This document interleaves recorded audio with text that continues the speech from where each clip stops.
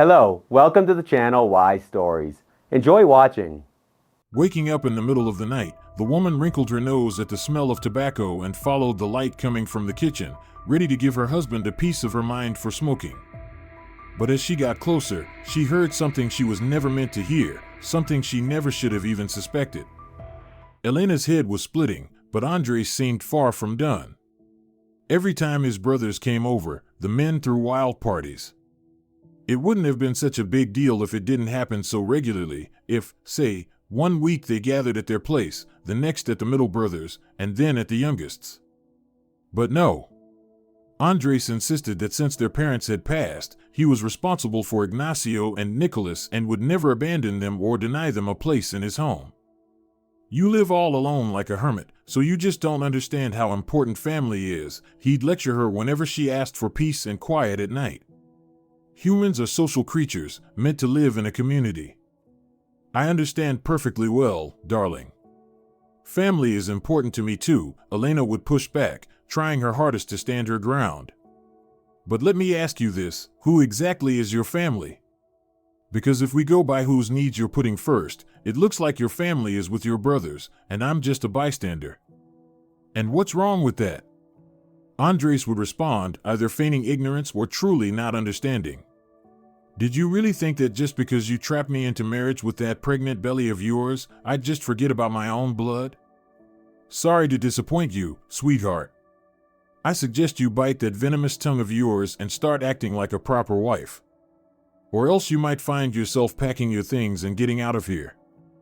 Today, the brothers had an especially big reason to gather. The youngest, Ignacio, was apparently thinking about getting married. When the men arrived, they made themselves comfortable in the kitchen, as if it were their own place, and casually accepted the fruits of Elena's 2-hour cooking marathon. Their conversation was calm and proper on the surface.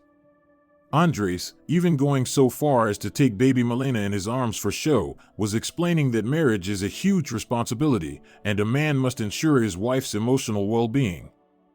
Elena nodded along whenever Andres mentioned her and asked her to confirm something. Oh yes, emotional well-being was certainly abundant in their family. She never knew if she'd get any sleep at night, whether Andres would wake her at 5:30 a.m. demanding his lunch packed, or if he'd even give her any money. Yet, despite all this, he truly believed he was fulfilling his role in the family and demanded nothing short of reverence from his wife. "Who else but a woman can support a man?" slurred a tipsy Andres. "So don't even think about sitting this out. If you're serious about marrying, Ignacio, you need to understand your wife will have kids, and you'll need a source of income. And obviously, you'll need your own roof over your head. You're a man, you're the head of the household." Elena kept nodding, rubbing her aching wrists under the table. Not only did she carry their daughter day and night, who, even at not quite a year old, already weighed a lot, poor Elena's back. But her beloved husband, the same one now preaching to his brothers about family roles, had quite literally twisted her arm earlier that day. He thought she was setting the table too slowly, and to speed her up, he'd yanked her away from the playpen where she'd just seated their daughter. "Move it!" Andres practically barked.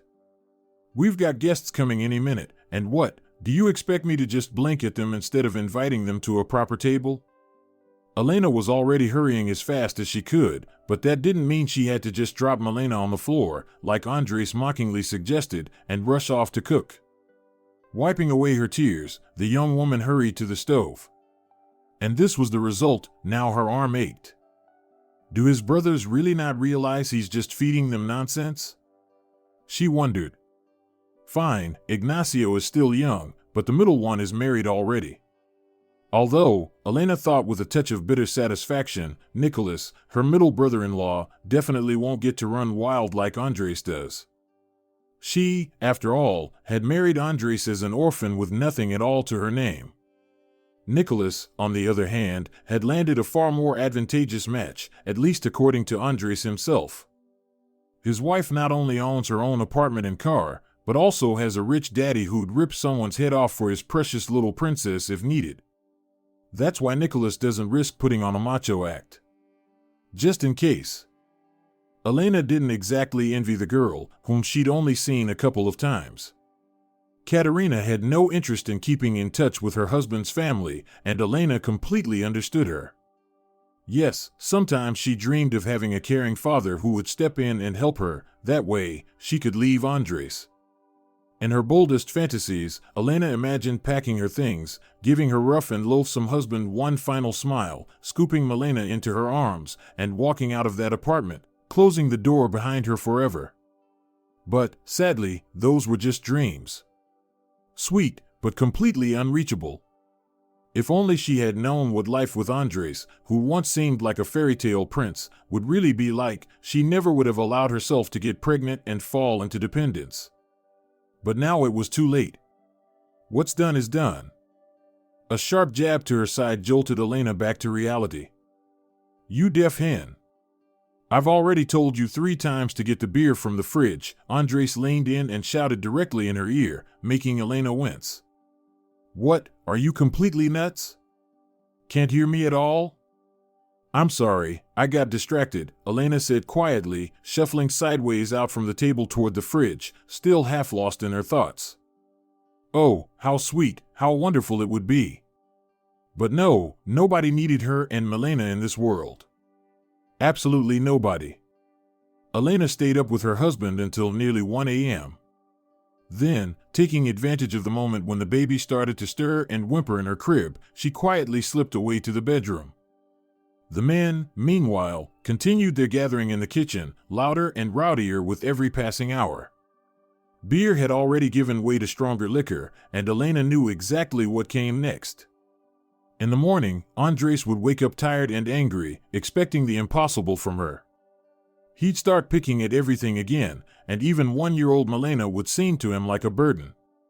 Why is it that everyone else has a proper wife, and I've got this scarecrow? He sneered the next morning.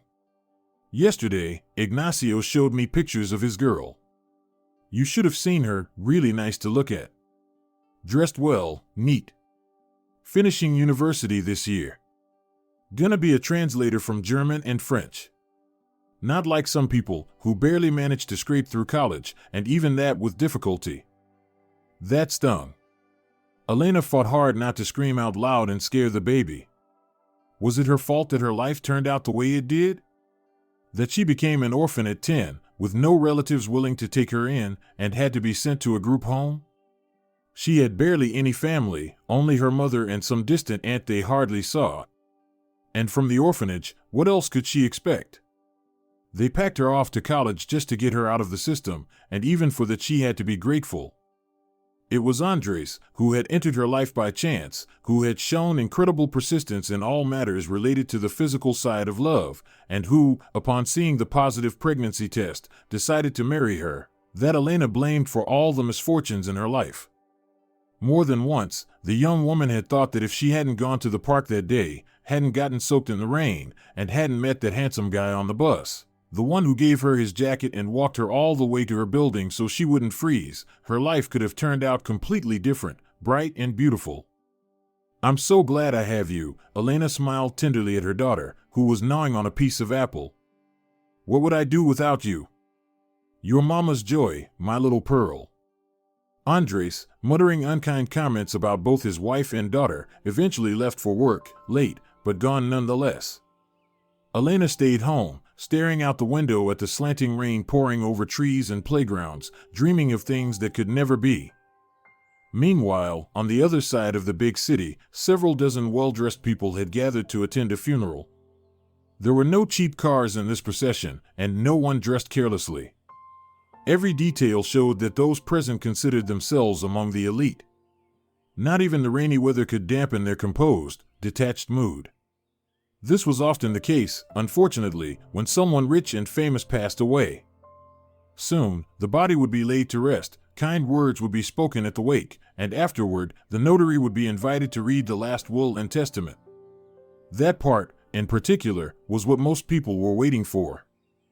I wonder who he left his fortune to, people in dark clothing whispered here and there as the cemetery workers did their job. It's no joke, he had serious money.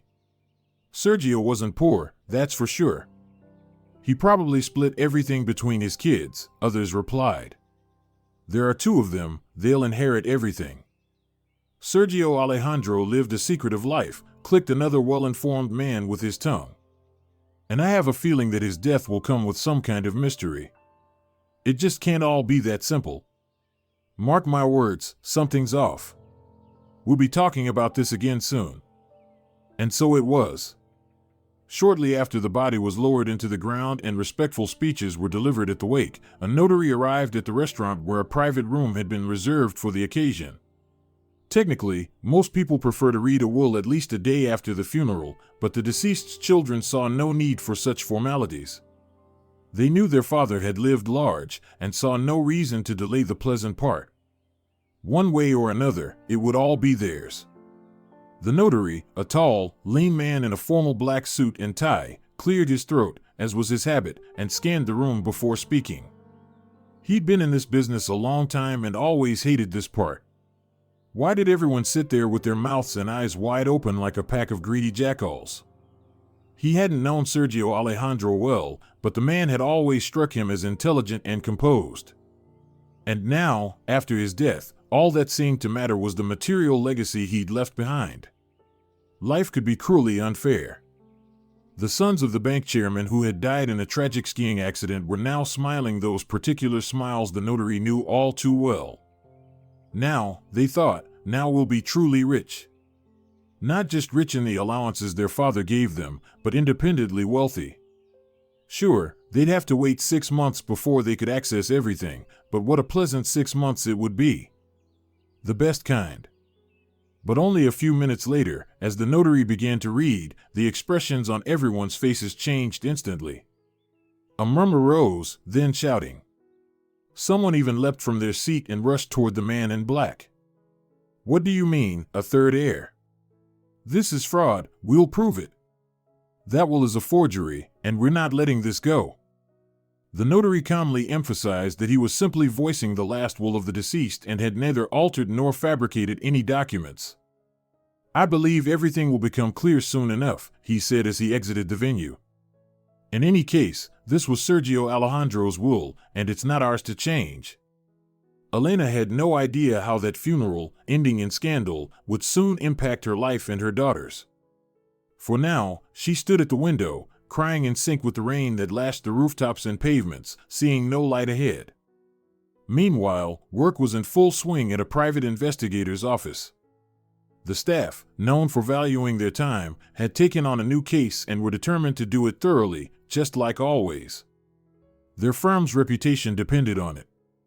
About a week earlier, a highly attractive client had come through their doors.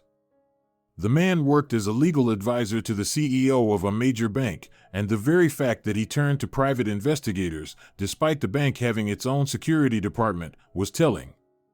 It was unlikely he showed up at their doorstep for no reason. And the seasoned, though still young, detective's professional intuition didn't fail him. The boss said I should come to you, the potential client said as he settled into a leather visitor's chair, because confidentiality must be maintained. You can be absolutely certain of that, replied the private detective, a man named Constantino, tapping his fingers on the polished surface of his desk. That's our life motto. From a folder, the visitor pulled out an old photograph. I'll try to be quick, your time is money, and I have to be across the city in an hour and a half. I'm here on behalf of Sergio Alejandro, the chairman of a major bank. Let's not name names, but he traced the logo of a well-known financial institution in the air with his finger, and Constantino nodded in understanding. The man is already of advanced age. He was married, but his wife left him about 10 years ago, right when the bank was going through financial trouble.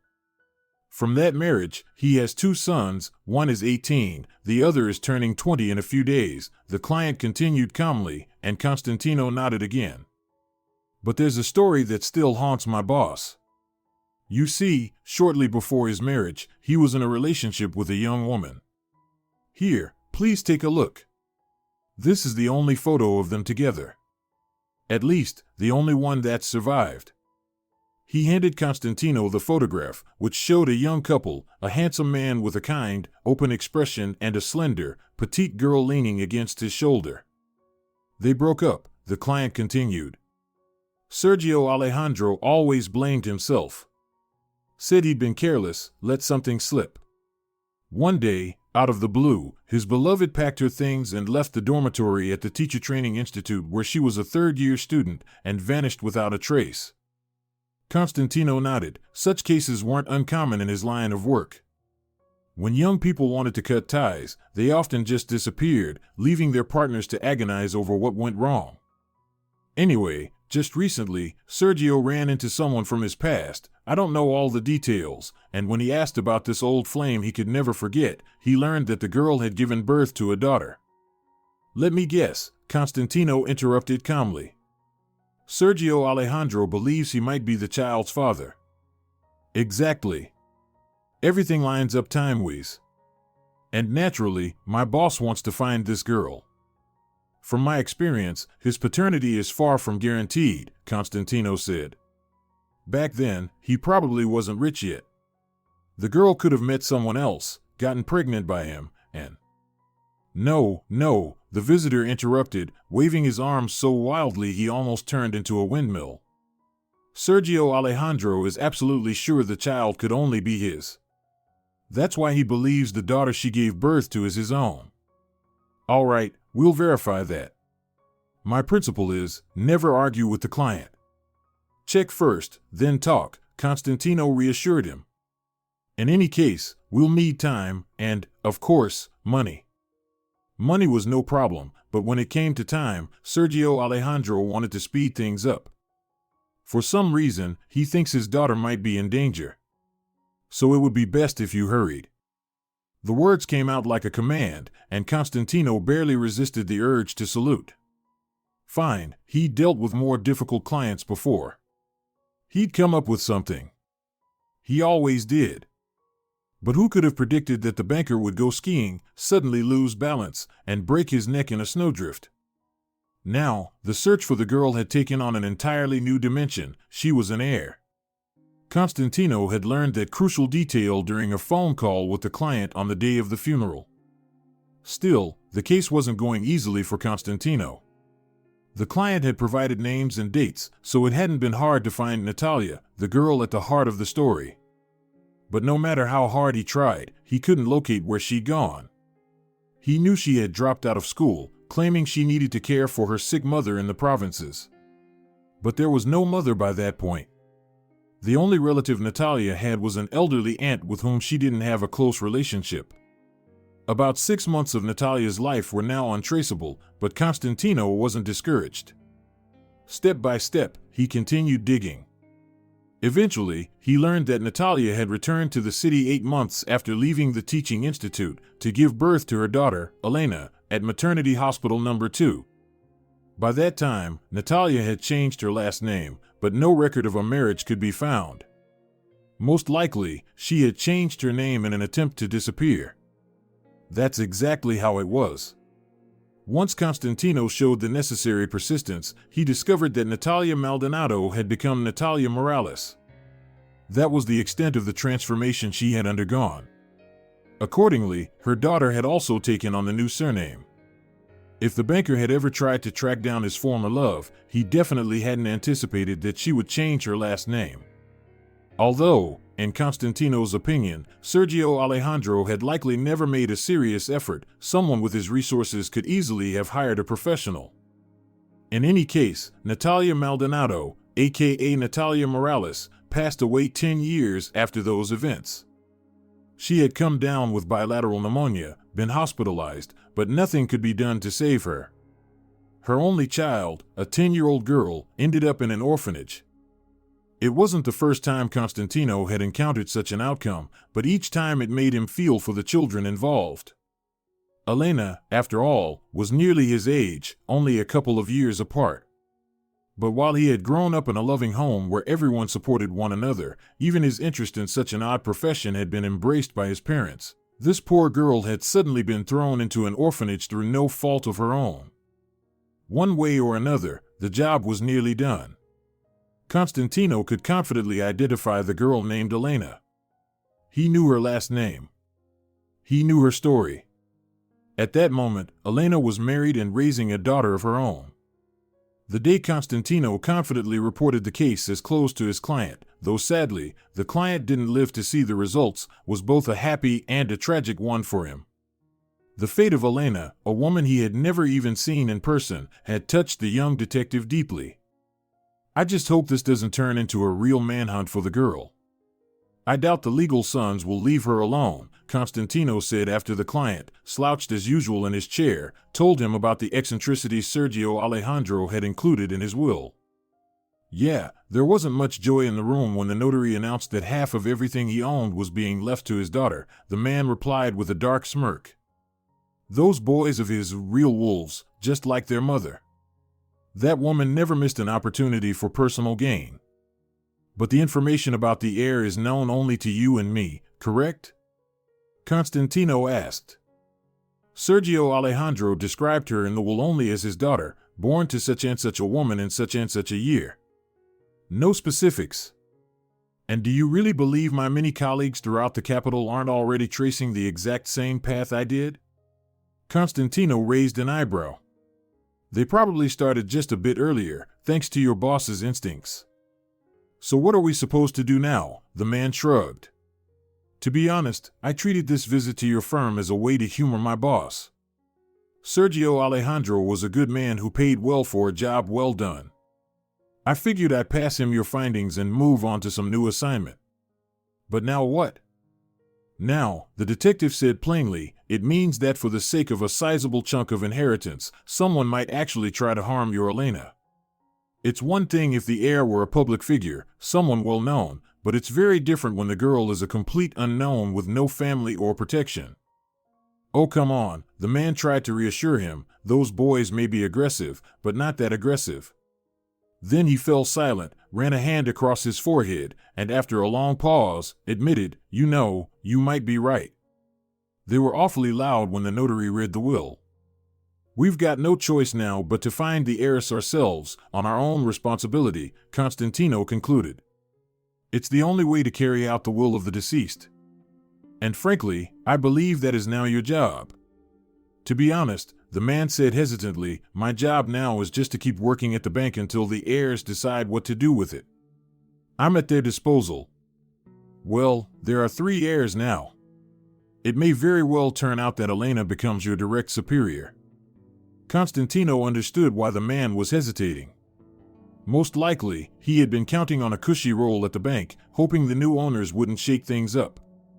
But instead of securing a stable income, this whole situation could seriously undermine his position, especially if Sergio Alejandro's sons realized he'd been working against their interests all along. Constantino wasn't even surprised when the client said he would think about it and get back to him later. He got up, nodded slightly, and left. At least he paid the full bill and didn't try to bargain.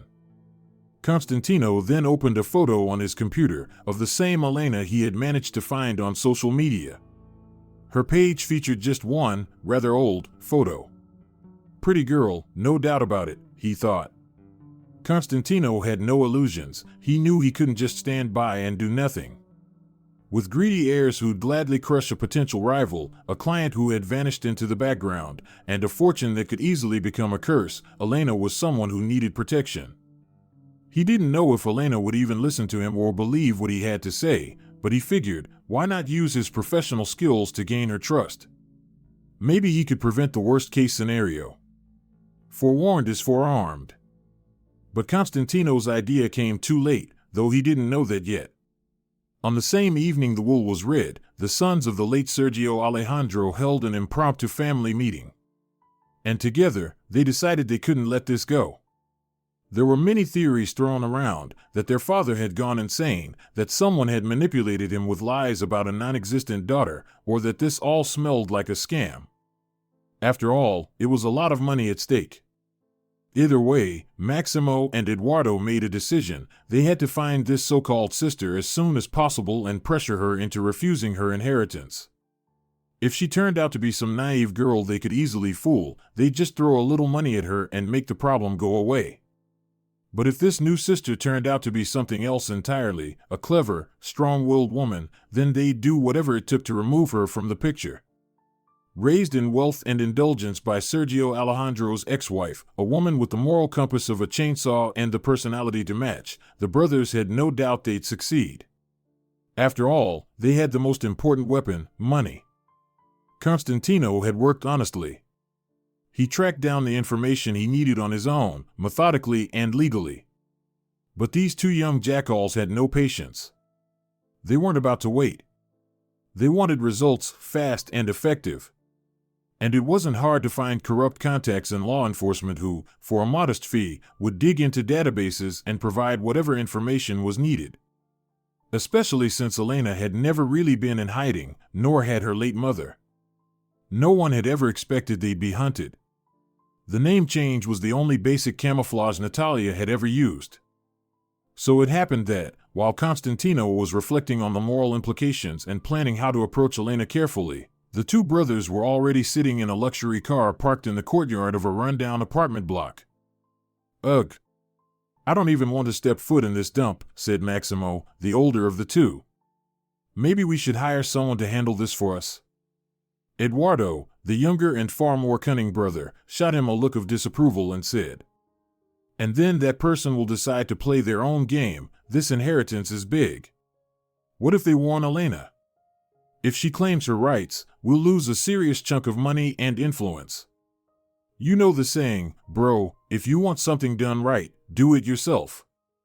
Maximo just shrugged, silently agreeing. Without another word, the two of them stepped out of the car in sync.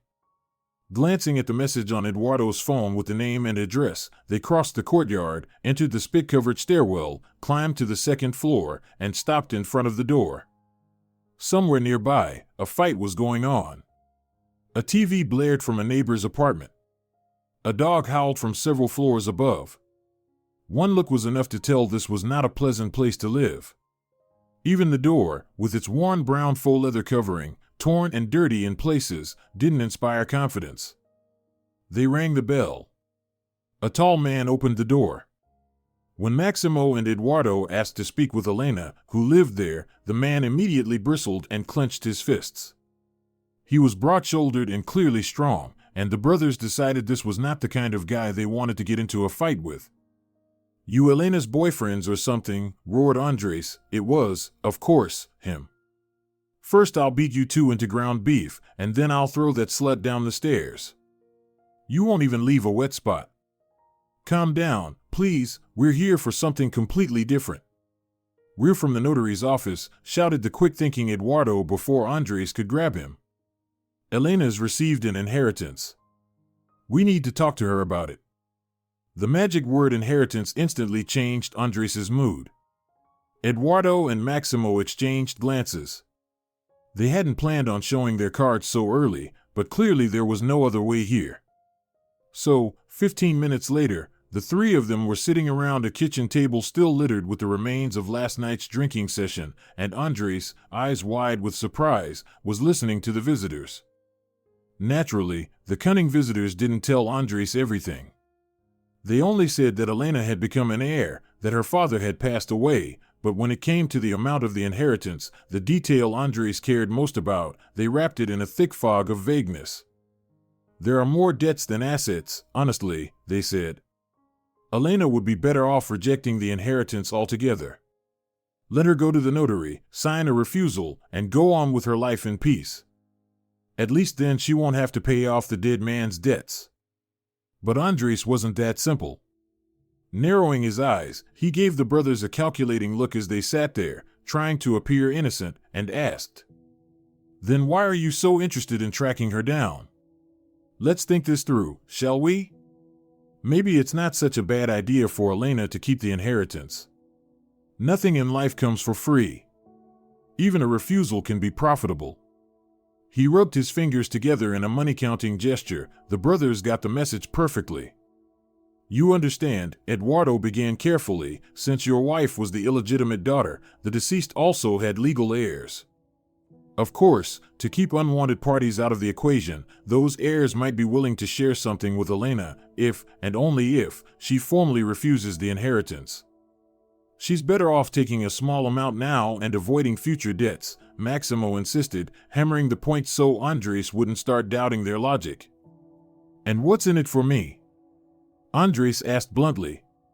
Let's say Elena doesn't refuse and grabs that money for herself. Sure, I'd find a way to squeeze it out of her, but why let it come to that? Maybe it's actually better if she accepts this damn inheritance. At least then our family gets assets. Your family will be getting debts, not assets, Maximo growled through clenched teeth. He'd already realized Andres wasn't about to give up his share of the pie. But if we, as reasonable men, reach the right kind of agreement, maybe the heirs would be willing to pass the money directly to you. That final remark sealed the deal. Andres agreed to take it upon himself to handle his wife as quickly as possible and to make sure she did the honorable thing by the legitimate heirs of her illegitimate father. They exchanged phone numbers and parted ways. While Andres was secretly plotting his wife's fate behind her back, Elena was at the supermarket with her daughter, searching for the cheapest groceries. She was frantically scanning shelves for red discount tags, because the money her husband gave for household expenses barely lasted 3 or 4 days, and he demanded a proper meal at every sitting.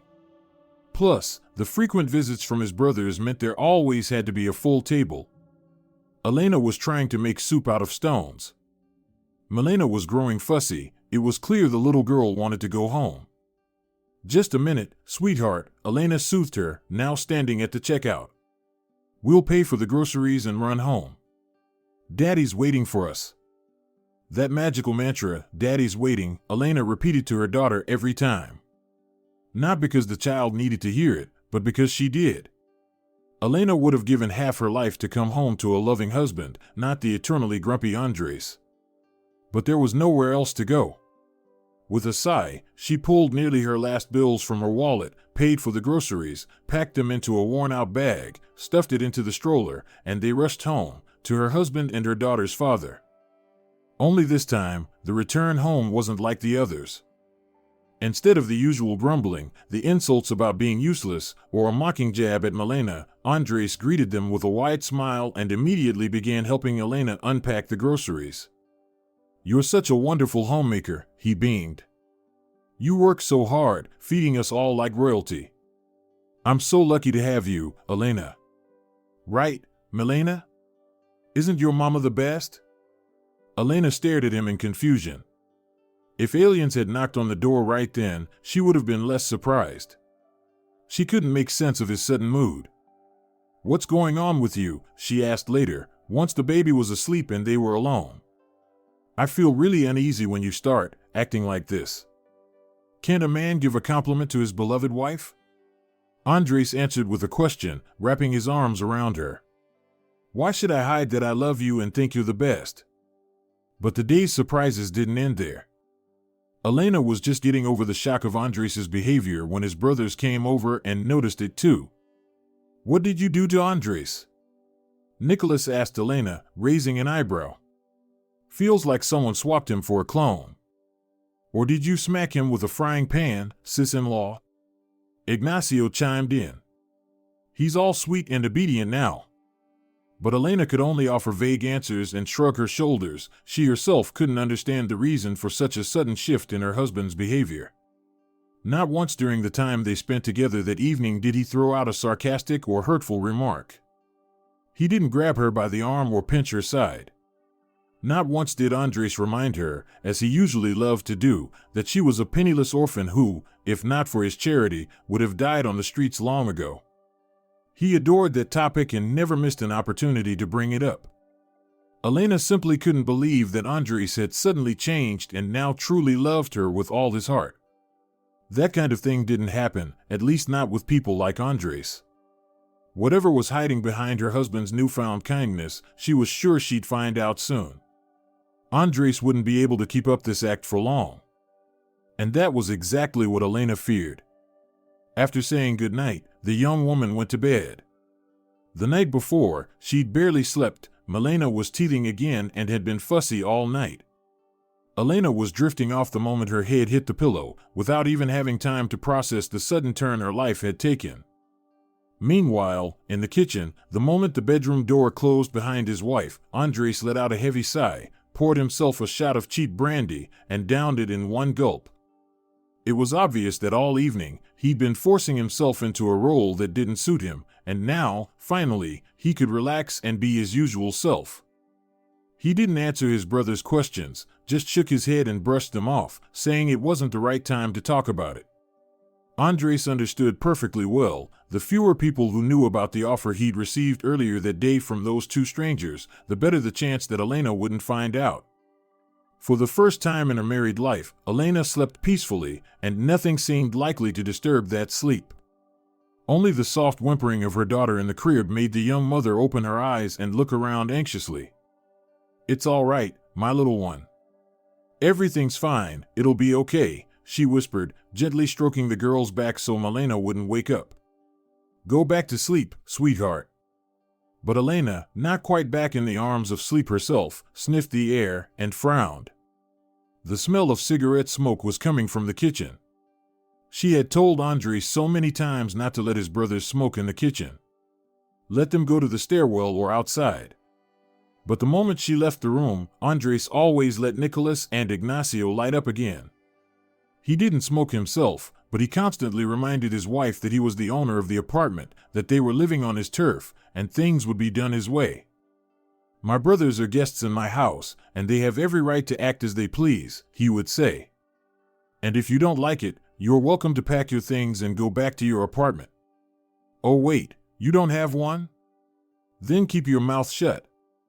The worst part was that Elena often got sick with respiratory infections and had a terrible time coughing them out. The pediatrician suspected it was due to secondhand smoke.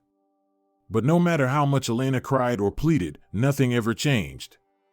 Tonight, however, the young woman decided to use her husband's sudden mood shift to at least give her daughter one smoke-free night. "I'll go in and ask Nicholas and Ignacio to go smoke downstairs," Elena decided. "If Andre snaps like always, so be it. But maybe, just maybe, he'll be in a good enough mood to back me up this time. It's too much to hope for, sure, but I'm doing this for our daughter." The smoke is hurting Elena. Quietly, on tiptoe, Elena crept toward the kitchen. She planned to walk in calmly and politely ask her brothers-in-law to smoke elsewhere. She was just about to push the door open when she heard, "Andres, we had no idea you'd gone soft." Ignacio's voice rang out clearly. "You always told me to keep my woman in line, and now look at you, tiptoeing around yours? That's not like you, man." "Exactly." Nicholas jumped in. "You used to lecture me about how to keep Katerina under control. But when your woman's backed by a rich daddy who can break ribs if necessary, it's not so convenient anymore, huh? And now look at you, bending over backwards for Elena." The brothers kept mocking Andres for a while longer, though it was obvious it was mostly drunk talk. Elena once again considered walking in. She even put her hand on the doorknob when her husband's voice stopped her. "Listen, guys," Andres said, "don't you dare think I've gone soft or turned into some whipped husband. Let me tell you something, but not a word to anyone, you got it?" The brothers grunted their agreement, though from their tone, it was clear they didn't take him seriously. "So here's the deal. Today I had a visit from two guys. Dressed to the nines. Phones like I've only seen in ads, top of the line. Rolled up in a car, oh man, that car. I watched them leave the building afterward. If only I had a ride like that." Nicholas and Ignacio burst out laughing, howling, and urging their brother to continue the story. "So, you're saying those guys were suitors for your Elena? Both of them at once? What the hell did she do to deserve that kind of luck?" No, guys, listen to the whole thing before you start laughing," Andres replied. "It's clear as day that Elena isn't worth a kind word. But those guys didn't show up for nothing, they were from some notary office. Turns out Elena, without even knowing it, inherited a whole lot of money. Some property, too." The table went quiet for a moment. "But," Andres went on, "since her daddy never officially acknowledged her, and there are quite a few debts left behind as well, it's all complicated. We agreed with those guys that I'll talk my woman into signing a refusal to claim the inheritance. And in return, they'll pay me a nice chunk of change. Big enough to buy a car, not as fancy as theirs, sure, but still 4 wheels. And who knows, maybe I can bargain for more later. So why don't you want Elena to accept the inheritance? Ignacio asked. If some unknown daddy left her something, doesn't that mean it all comes to you anyway? It stays in the family. First off, her father didn't name her specifically in the will, he just described her as his daughter. Second, why should I care what Elena gets? Then I'll have to go beg and plead to get her to bring it into the family. Way easier to just wash my hands of the whole thing, get the cash, and do what I want with it. And seriously, think about it, why the hell would I want a woman who has somewhere else to go? She'd be on the first train out of here. And who's gonna pay off all Daddy Dearest's debts? No thanks. You can say what you want, but I know the value of money, and I'll spend it far better than my dumb wife ever would. Elena stood barefoot on the cold floor, feeling nothing but hatred. Was this really her husband? Her Andres, the one who had once courted her so sweetly, promising her a happy life? Had all that kindness and warmth just been a performance for a single evening?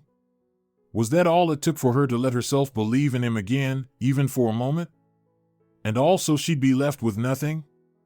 Could Andres really be so envious of her? Elena was grateful that no one knew she had overheard the conversation. Silently, carefully stepping on the worn linoleum, she returned to the bedroom. Thank God she hadn't fallen asleep. Now she knew for certain, Andres wasn't her partner, he was her worst enemy. The way he boasted to his brothers about profiting from her refusal to claim the inheritance, it made her skin crawl. No way. You're not getting away with this. Whatever her husband said from now on, she would find out the truth, who her father was, how he died, and what he had left her. In truth, Elena didn't care much about the money. What she wanted was the sense that she mattered to someone. That she had a father. That she had a family, even if distant, even if imperfect. Andres had mentioned that those men spoke of other heirs. Did that mean she had brothers or sisters? Real brothers and sisters. Maybe now she wouldn't be so alone in the world. And if, after settling all the debts, there was even a little money left for her, just enough, then maybe, just maybe, she could finally leave Andres. Her mind was racing. Even an hour and a half later, after Andres had walked his brothers to the door and returned to the room, flopping onto the sagging couch, Elena only pretended to sleep while continuing to think.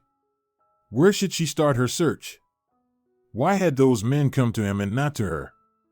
What a shame she hadn't crossed paths with them. In the morning, Andres was still playing the doting husband. If Elena hadn't overheard his conversation with his brothers the night before, she would never have believed people could fake it so convincingly. Andres even offered to look after their daughter so she could shower in peace. He complimented her breakfast, promised to come home early from work, and told her to think of something she'd like as a gift, just a little something to show his appreciation for her love. It took everything in Elena not to let slip that she knew everything, and that this whole act was a farce. She made a firm decision, she would not sign a single document her husband might put in front of her. And the moment he walked out the door, Elena hid her passport, just in case. She pulled it from the drawer where they kept their important documents and tucked it into a plastic pack of sanitary pads. That was one place she was certain Andres would never look. All day, while tending to her usual chores, Elena couldn't shake the overwhelming sense that her life had suddenly, and irreversibly, changed. If only she had friends to turn to, she would have gone to them for advice. But right after the wedding, Andres had skillfully pushed away all the girlfriends Elena had known since her days in the orphanage and college. He told her the best friend of a married woman was her pillow, it never betrayed her or let her down. You have me now, he said.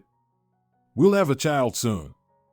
Why do you need girlfriends dropping by and wasting your time? And now, when she truly needed someone to lean on, there was no one. Elena had no idea where to begin, how to search for her father and his family, where to go, what to do. She was also terrified that Andres might find out she was taking action. During the conversation on the kitchen, he'd made it clear he had everything planned and wouldn't tolerate a rebellious wife who tried to keep her rightful inheritance. He'd already envisioned buying a car, so, in his mind, he would buy one. Meanwhile, Constantino was sitting in his car outside Elena's building, having spent the last 20 minutes wrestling with himself. He kept repeating that his behavior was unprofessional, that a private investigator had no business being here. At most, he was supposed to make sure Elena learned about her inheritance, and then step aside, letting events take their natural course. After all, his client had outlined his responsibilities very clearly: find the person in question.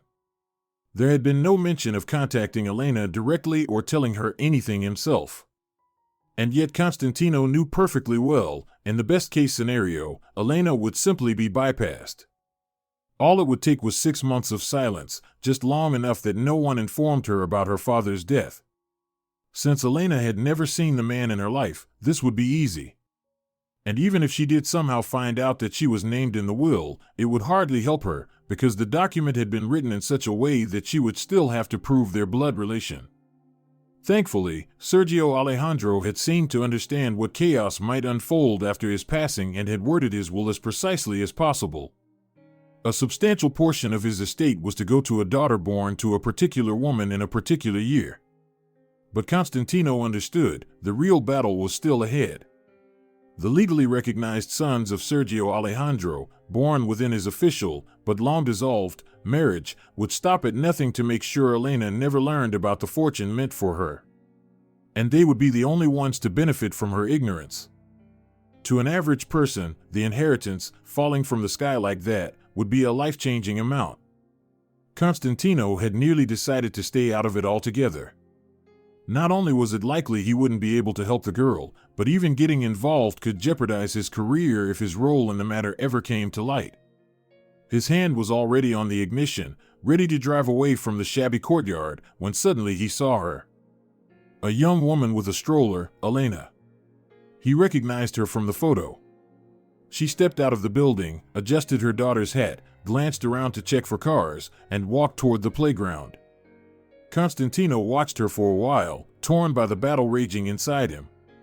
Then, suddenly, he made a decision. He stepped out of the car and hurried after her. He'd at least try to speak with her, without revealing everything, and then decide whether or not to back away completely and leave it all to fate. "Excuse me, may I have a moment of your time?" Elena didn't respond right away. She was deep in thought, watching her daughter curiously turn her head from side to side. Inside, she was in turmoil. It was bad enough realizing she lived with a man who was rude and self-centered, but now she knew he was also so shamelessly ruthless that he'd happily rip the last crumb from her mouth. How could he do this to me? How could he make secret deals behind my back? Why didn't Andres even mention that someone came to see him?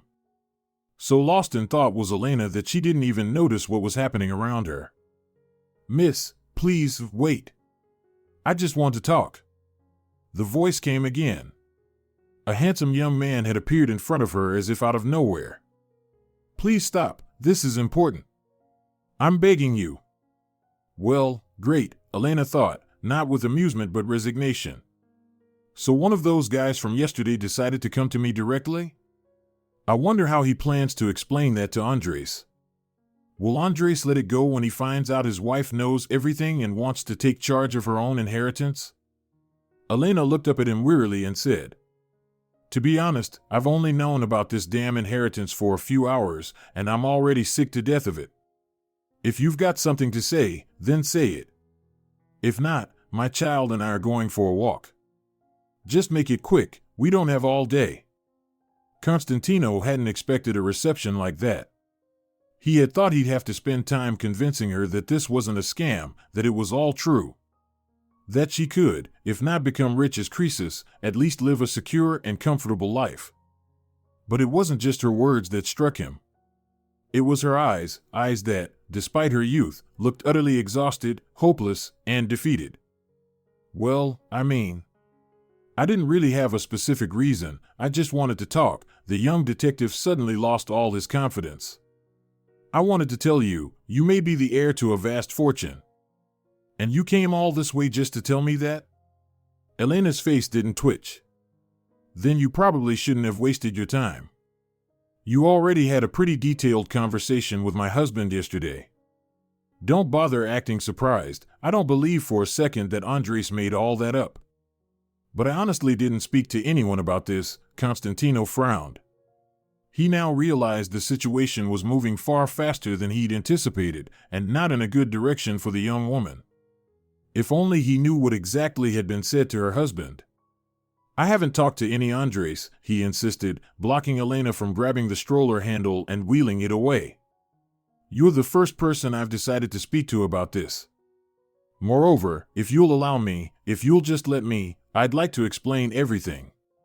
Maybe I can help, or protect you, or at least prevent something. Even he didn't know what he was saying anymore. What kind of protector was he? He was just a private investigator. But why was he still standing here, rooted to the spot? Why did Elena's answer suddenly matter to him? I think I'll handle this on my own, Elena replied coolly. She didn't expect anything good from anyone anymore. The very fact that this seemingly decent young man had already lied, claiming he hadn't spoken with Andres, confirmed one thing for her: she was caught in something ugly. To be honest, Elena wasn't even sure she wanted any inheritance anymore. First and foremost, she had always wanted a family. But with so many secrets and lies, what kind of family could this even be? You don't understand. You have to hear me out. Constantino raised his hands, signaling that he meant no harm and desperately wanted her to listen. Please don't push me away. No, you listen to me now. Elena raised her chin defiantly and stared him down. Don't pretend you had nothing to do with the conversation my husband had yesterday. I already know everything, so save your breath. I know you promised Andres money in exchange for me refusing the inheritance. I know you never intended for me to find out about any of this.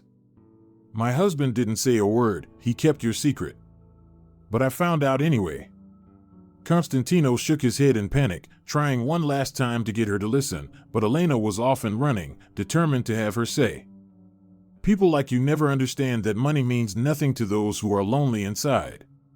Ever since I ended up in an orphanage, I've dreamed of having a family.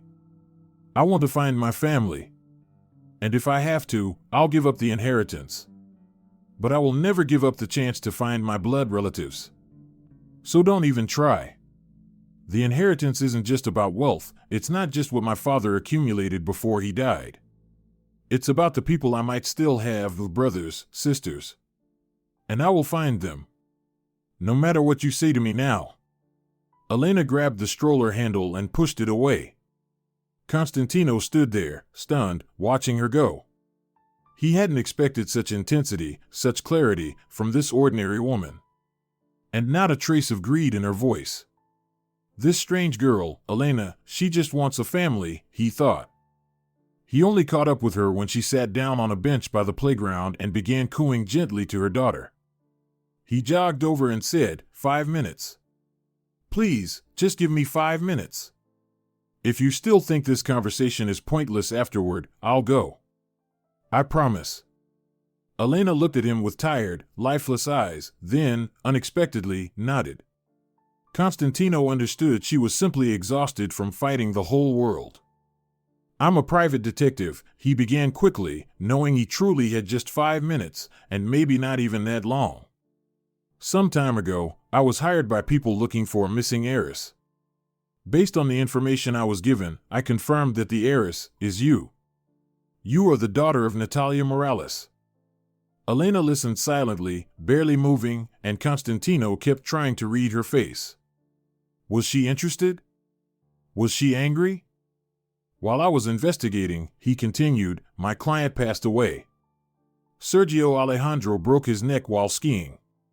He never got the results of the investigation, but his legal advisor did. At the funeral, when the will was read, his legal heirs, he had 2 sons, got quite a surprise. Because Sergio Alejandro knew his lost daughter was being searched for and hoped she'd be found, he left half of his estate to you. He paused, watching her closely. And that, by any measure, is a huge amount. Truly enormous. Your father was a wealthy man. At that moment, Elena couldn't help but smile. You forgot to mention that his debts turned out to be even bigger than his assets, she said.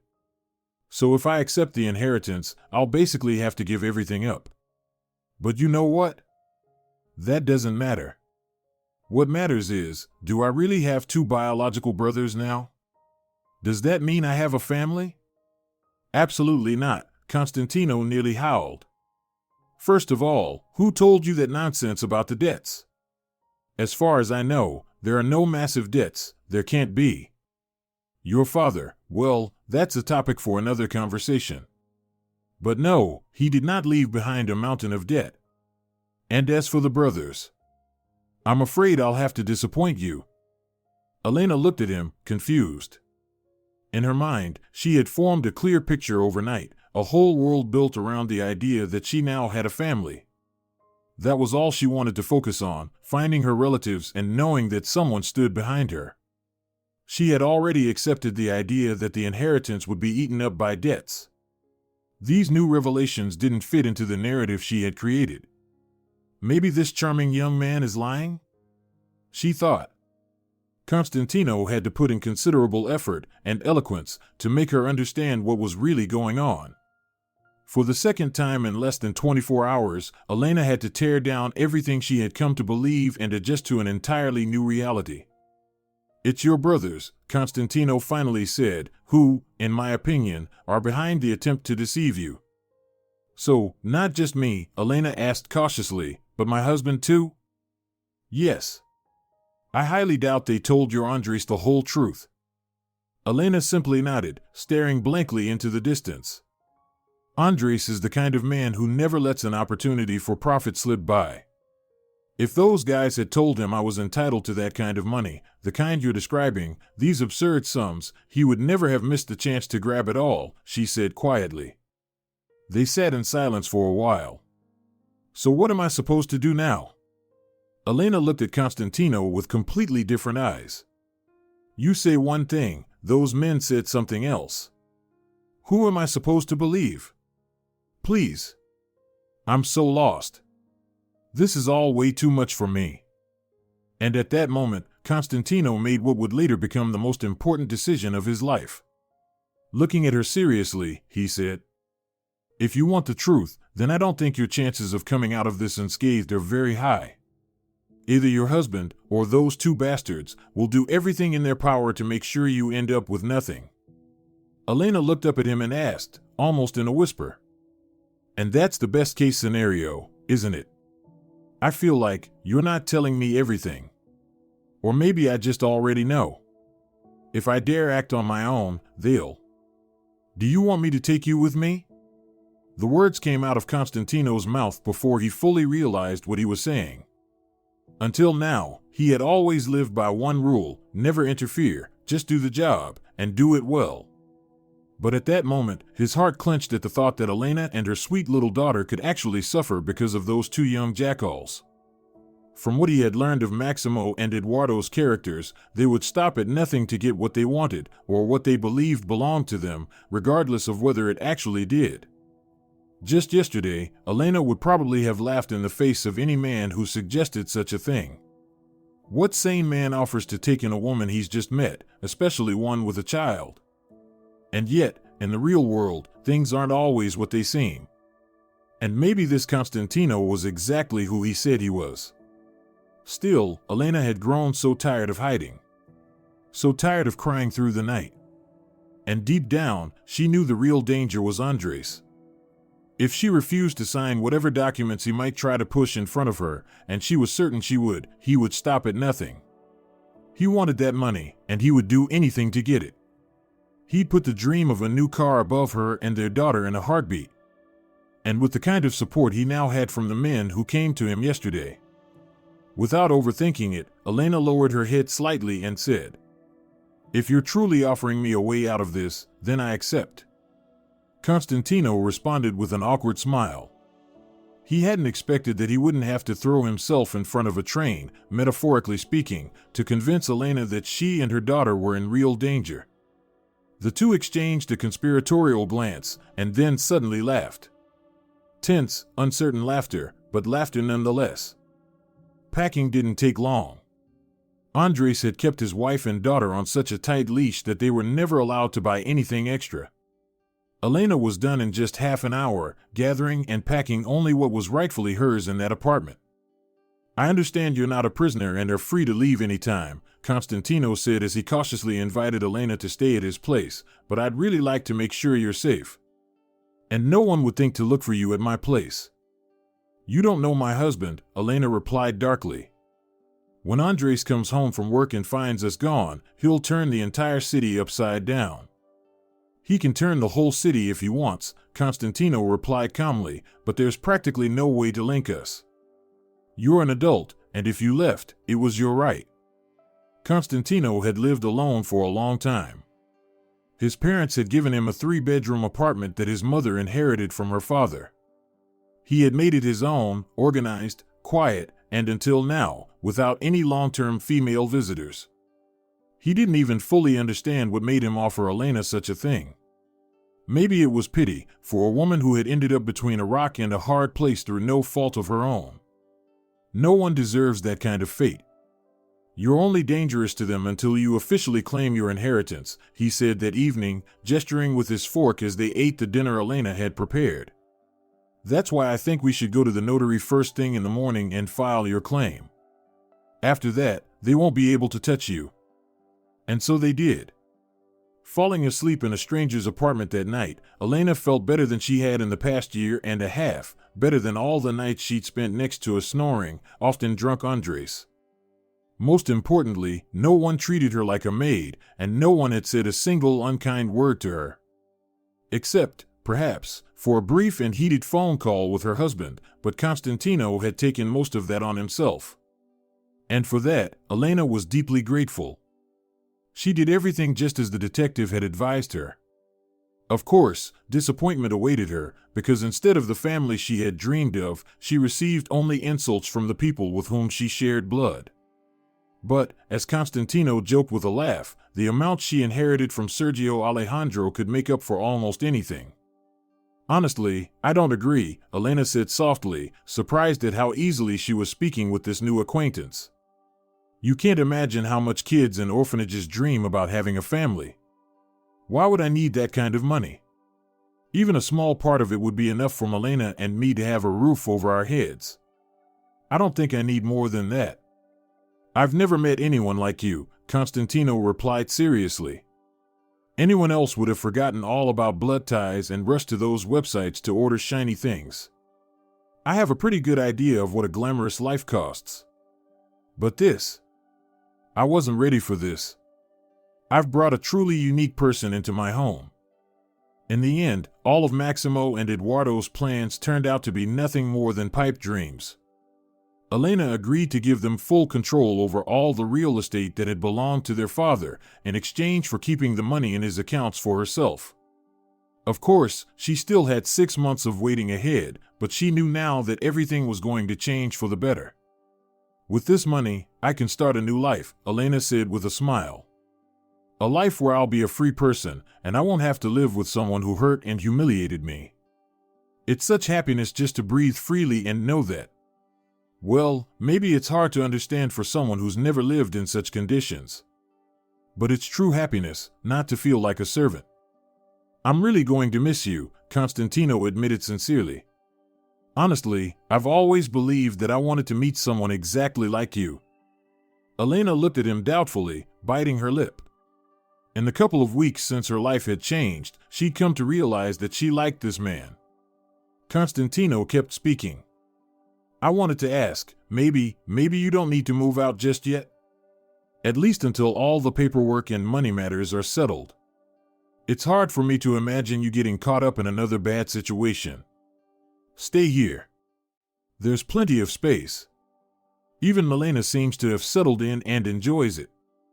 Elena stared at the floor, unable to meet the gaze of this kind, generous man. She felt herself being drawn to Constantino, seemingly against all odds. It goes without saying that once the waiting period was over and Elena officially inherited everything her father had left her, she and her daughter never moved out. Constantino, ever the caring and loving man, made sure that she invested part of the inheritance into her own property. Whether it was for herself or her daughter, it didn't matter. The point was, Elena was no longer a penniless orphan, she had her own safety net. But as for moving out of Constantino's apartment, he didn't even want to hear of it. And whenever Elena brought up the fear of being a burden to him, Constantino would just shake his head. "You're not a burden. You're the woman I love," he once said. "I know the saying, a goose and a pig can't be friends. Now that you have everything, and I'm still just a humble detective, maybe I don't have the right to your love. But I want you to know, I feel nothing but warmth and light for you. You are the brightest ray in my life. Even if one day you decide to leave, just not yet, please. I can't imagine waking up tomorrow and not finding you beside me." Elena didn't reply right away. She simply looked at him for a long moment, then suddenly burst out indignantly. "I thought you were smart, but you're just as foolish as Andres. You really think people's feelings are measured in money? Who cares what I have, or how much, if all I've ever wanted is love and a family? And if it weren't for you, Constantino, I wouldn't have anything. I liked you. I'll stay with you. But if you ever again say something as stupid as a goose and a pig can't be friends, you'll regret it." Correctly sensing the storm in her tone, Constantino pulled her into a hug and kissed her gently. Okay, I get it. I'm sorry." And although it took time, Elena eventually learned to fully trust Constantino. After all, the two of them had already been through so much together. One of the first things she did after receiving the inheritance, at Constantino's encouragement, was enroll in university to finally get a proper education, something fate had once denied her due to her upbringing in an orphanage. After discussing it with him, Elena chose the one path she believed in most, law. She wanted to help others the way someone once helped her. Of course, she knew she was only at the beginning of her professional journey, but she was nothing if not determined. Constantino was always by her side, supporting her, especially since it was his suggestion that led her to law school in the first place. After Elena completed her second year, the couple got married. And later, Milena got a baby brother. "Would you mind if I named him Sergito?" Elena once asked as she snuggled against her husband's chest. "That name means something to me now." "Not at all," Constantino smiled. "After all, it was thanks to that wonderful man that we met. So Sergito it is, in honor of his grandfather." If you're enjoying it as well, leave a like and subscribe to the channel.